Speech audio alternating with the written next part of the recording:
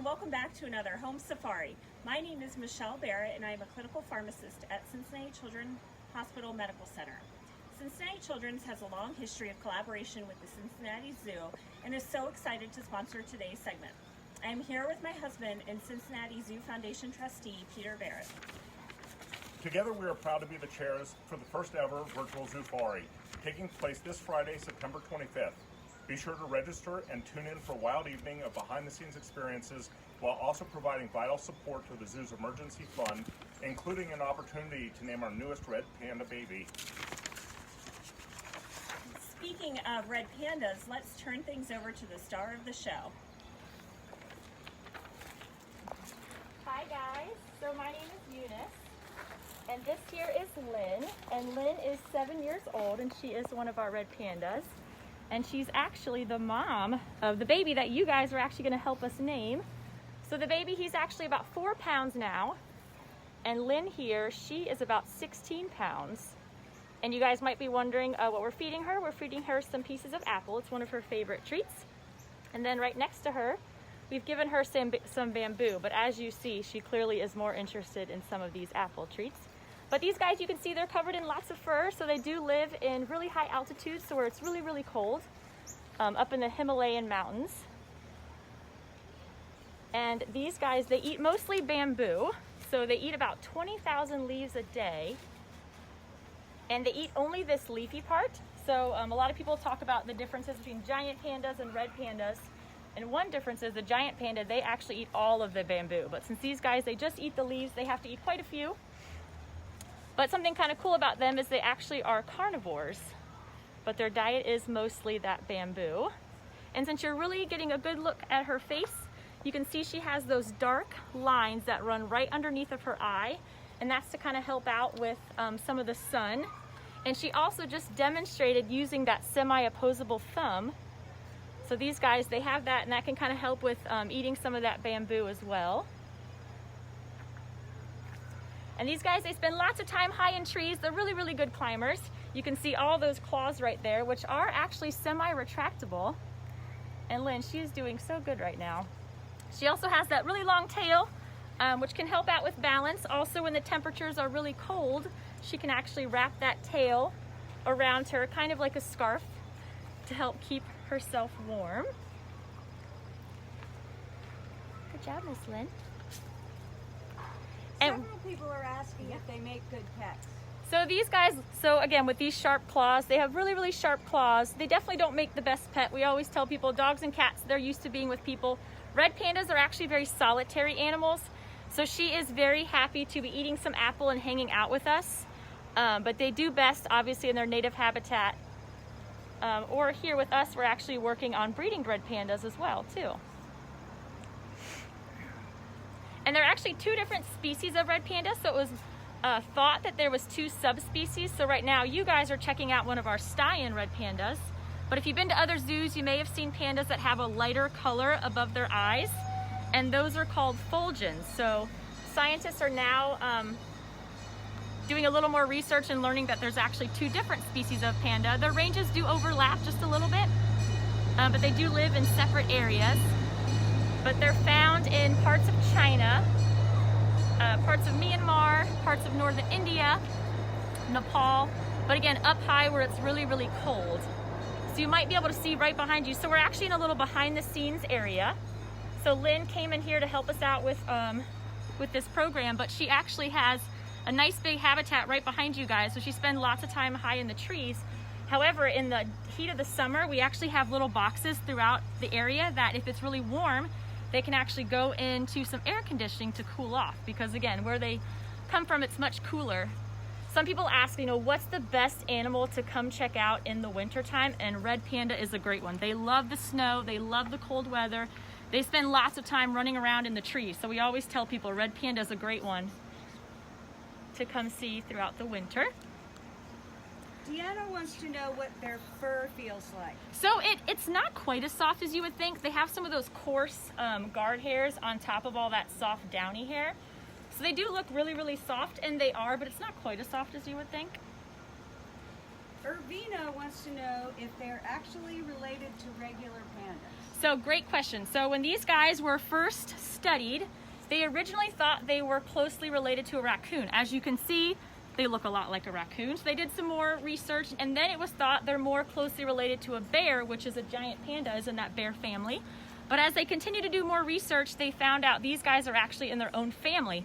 So their closest relative is actually a mustelid, so like a skunk, a weasel. Those are closer relatives than the giant panda. However, they do eat the same food. Their ranges also overlap a little bit in China. But other than that, they are very different animals. How many cubs has Lynn had? Oh gosh, she's had quite a few. So the two cubs, Audra and Lenore, that she had last year, they're actually in the outside habitat right now, entertaining guests. And then she has, again, the panda that you guys are named, the single cub right now.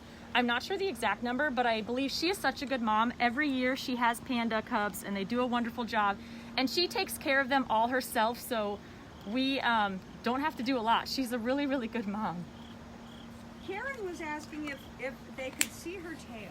Oh yeah, let me see. So I've been giving her some apple, and now I'm gonna shift to some banana, but let me just, oh, there we go, that works too. I was gonna see if I could ask her to turn around. Oh, that's funny. I was wondering after I gave her some apple if she was still interested in some bananas. But yeah, you can get a good look at that tail. Some people ask if it's prehensile. So it's not actually prehensile. They're not gonna be able to hang from it, but they do certainly use that tail with balance. And again, when it's really cold, they can certainly wrap that tail around them. We'll sometimes see them on a cooler day. They'll be curled up in a little ball with that tail wrapped around them. And then on a hot summer day, if people check out the pandas, sometimes they'll be up high in a tree and they'll have their legs just hanging down, and that's kind of how they stay cool. But again, these guys, they do have access to air conditioning in the summertime if they choose it, so it's kind of their choice.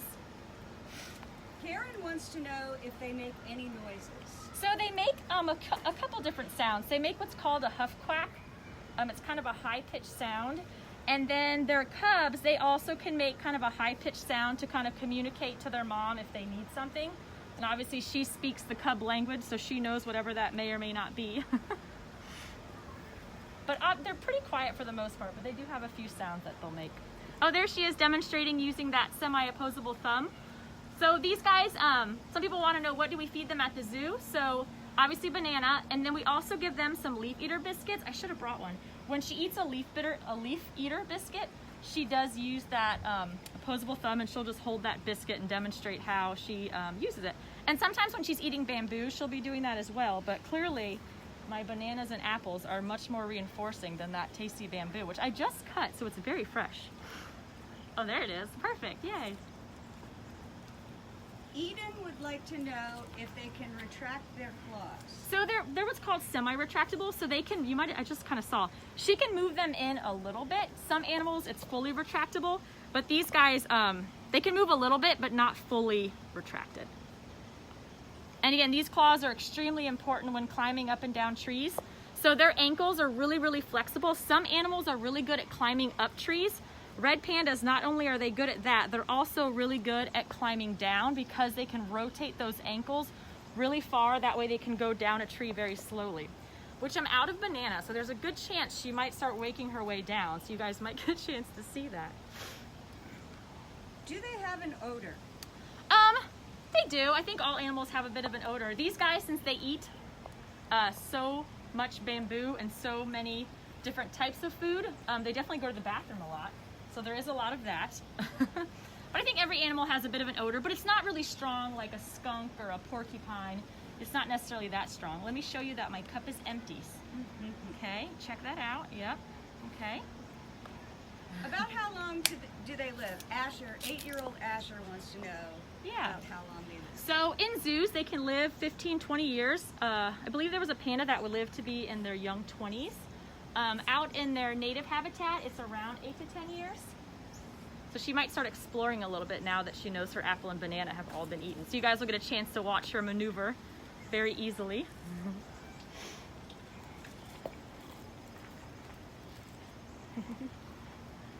Good job, Miss Lynn. And so pandas in the wild, they are very solitary. They only come together at breeding time. So again, she's on her own right now, but she certainly doesn't mind that. She certainly likes saying hello to everyone too. They only come together in January and February, and that's again when breeding happens. And then the cubs, they're usually born in June or July, and they'll stay with mom until the next breeding season. But otherwise, pandas, they do live on their own. So if you ever see a panda out on its own, again, they don't mind that. And in zoos, they certainly don't mind staying in pairs. So we do sometimes have pairs of pandas that will hang out. And she is a female, but we do have a male panda as well, and he does a lot of scent marking when he's in here. So at the base of his tail, he has scent glands, so he does lots of that scent marking. So Lynn might be checking out if there's any of those smells around. That is one way to communicate. You were asking if they have an odor. They do. Oh, maybe she was thinking about it. But they do. Oh, yay, she's going to eat some bamboo. Now that she realizes the bananas and apples are all gone. But yeah, they have scent glands at the base of their tail, and they also have some on their feet, on the pads of their feet here. I have one more question. Sure. Do they have good eyesight, and can they see color? So their eyes are really small, so that's definitely not the sense that they rely the most on. They hear really well. They can also smell really well. And I'm not quite sure on the color. I know a lot of people are still trying to figure out different animals and what colors that they can see. And we constantly keep learning more and changing that answer. So I'm not quite sure on what colors they can see in all. Most animals see different shades. Shades are a big thing, and movement they really focus in on. But yeah, I'm not quite sure on what color they can see. Yeah. Well, thank you guys so much for joining, and thank you so much for your support. And again, our baby red panda, we are looking forward to seeing what name you guys come up with, and enjoy the rest of your day.